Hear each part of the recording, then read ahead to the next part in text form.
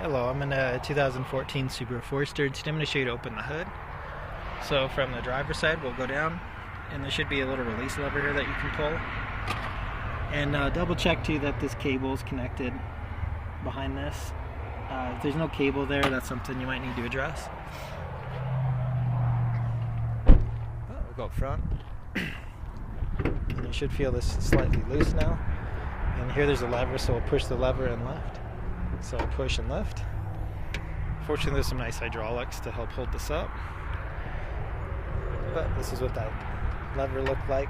So double check there's no debris stuck in here that needs cleaned up, nothing bent or broken. If it's really sticky, maybe some WD-40 to loosen this.